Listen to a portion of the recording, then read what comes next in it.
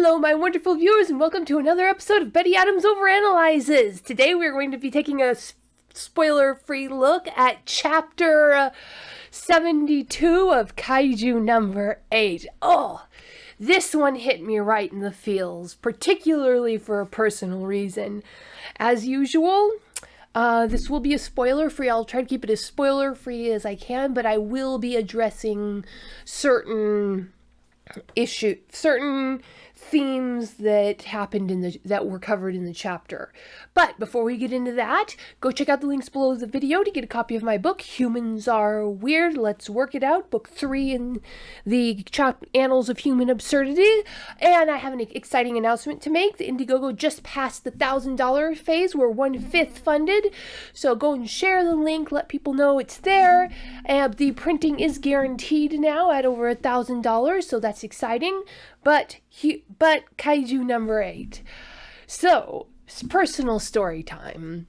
It was a rather hot day on the farm the other day, and so I went down to our little creek.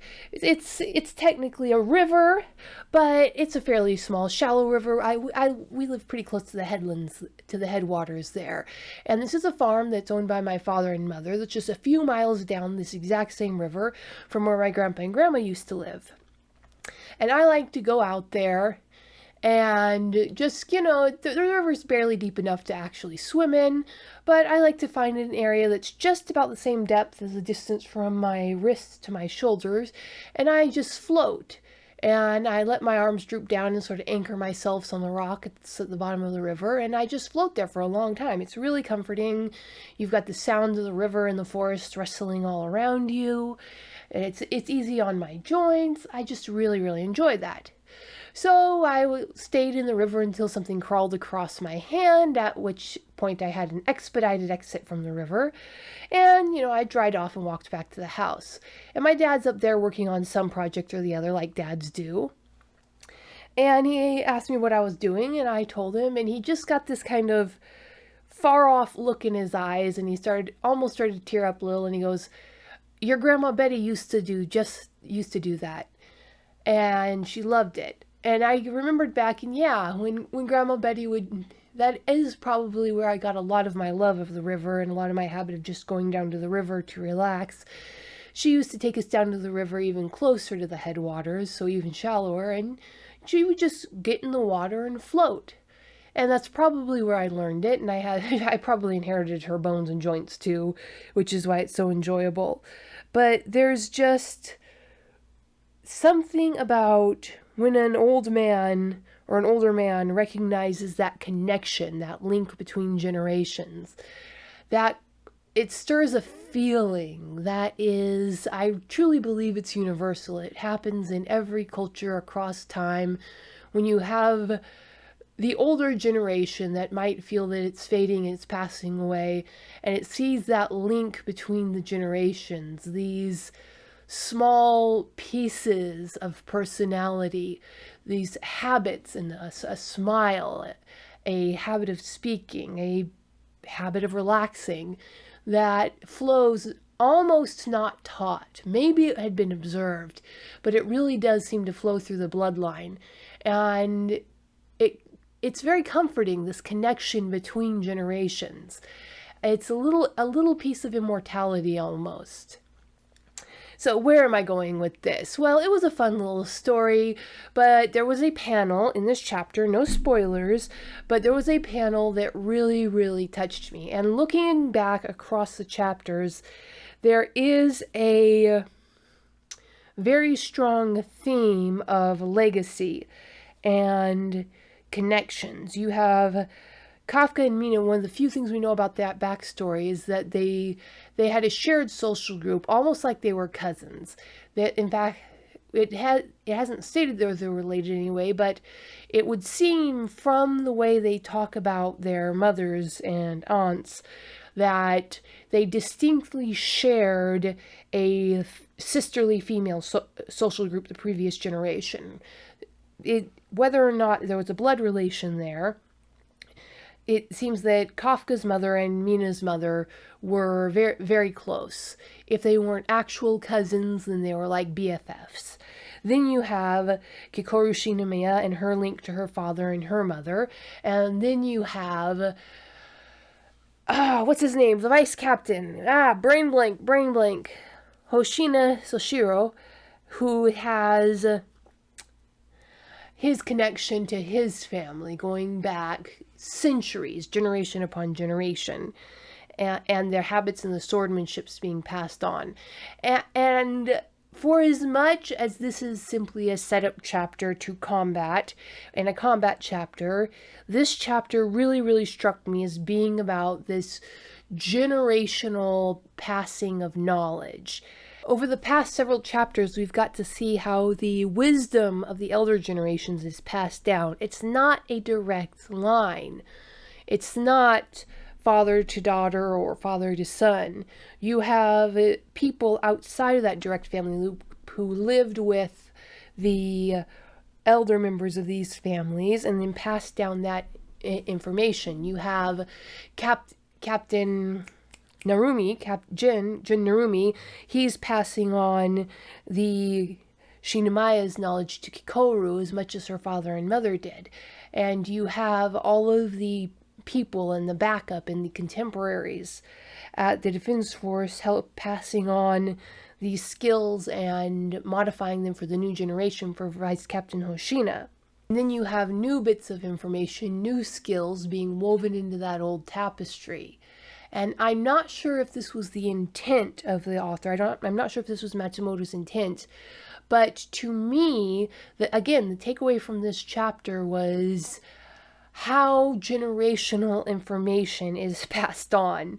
I'm always surprised by the arrogance of doctors and professionals.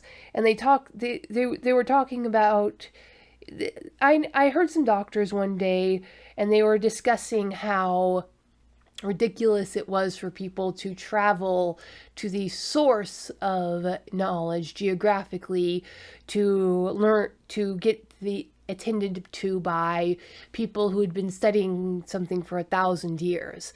And the guy laughed and said, that's ridiculous. The one individual who is doing your thing has not been studying this methodology for 1,000 years. They're probably no more skilled than the person who comes from an area that just learned about it this generation. And I did not speak up at the time. I was just listening. It wasn't my conversation to interrupt. But I thought, no, if an entire culture has been dedicated to studying something for generations, then someone who is raised in that culture and has access to all of those cross threads will have a better intuitive understanding of what they're studying, of what they're applying, of that skill set, than somebody who just picked it up in that direct linear style from a teacher from a book. It's the difference of being steeped in something versus being just hand-fed it. Now, there is a downside to this. If you are steeped in the good, you're also steeped in the bad. And this leads to mental blocks. And that can often be, this is why when someone new comes into a culture, you often get a revolution. And this is the historical, the character, the outsider who comes in and teaches the practitioner someone new. Because when a culture has been studying something for 1,000 years, there are assumptions made. And these assumptions often, more often than not, are correct and help you do the thing more efficiently, but they also hold you back. The biggest example of this in the modern day was all of the academics who studied, I think it was the Mayan culture, it might have been the Aztec culture, but it was one of the South American cultures. They went into it with a certain mindset. Even though these people came from many different countries, they were all raised in the same university system. And they all believed stoutly that the South American culture did not have a written language in the same way that the other cultures did. They believe, I don't know the exact concept, but it was basically that this South American culture, they strongly believed that all of their artwork was symbolic and dealt with higher concepts, and didn't bothered with earthly things like grains and taxes like the ancient Sumerians did. All of the ancient Sumerian writings are basically tax documents. But the concept was that unlike all of the European languages, this was a language of art. And because of that, no one from any university was able to get any practical, pragmatic information out of these South American texts until an archaeologist who had been trained behind the Iron Curtain when the Soviet Union was still in lockdown and no internet back then. He didn't have access to any of this information. By coming from outside of that paradigm, he was able to come in and go, no, these are the birth dates and reign dates of all of the Aztec kings. This is definitely a practical, pragmatic language here. And he was able to completely upend everything that was going on, the assumptions that had been made by the reigning culture. And here I have been rambling for over 10 minutes about legacies and how the culture that you in can inform how you live and how you act, and how does that all tie in. In this chapter, we get to see a product of a culture and how everything ties together. And there's just this, there's one scene in this chapter that really stood out to me. Now I'm going to say this. In this chapter, we do get to see a character that I have been waiting to see for a long time. I was eagerly awaiting this character. I'd call him one of my favorite characters. But the scene that came before it, even though it involved characters who I wasn't as attached to, was so well written and so emotional that even though I appreciate the storytelling impact of the final scene in this chapter, it just didn't really do anything for me because I was still so emotionally caught up in that moment of cross-generational recognition. Maybe it's because I recently had that moment with my father in reference to my grandmother, but that really, really, really spoke to me. So what do you think? Were you more impacted by the moment, by the cross-generational moment, or were you more impacted by the big flashy reveal at the end of the chapter? Tell me which moment you thought was the more striking and which one stuck with you after you were done reading the chapter.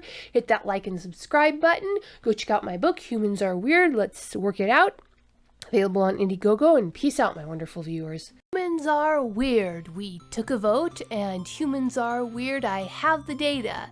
2 books in a series of human absurdity. Go check out these short story collections.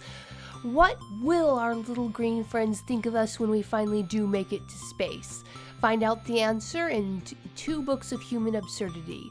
Humans Are Weird, We Took a Vote, and Humans Are Weird, I Have the Data. Available on Amazon, Barnes & Noble, Kobo, and Google Play.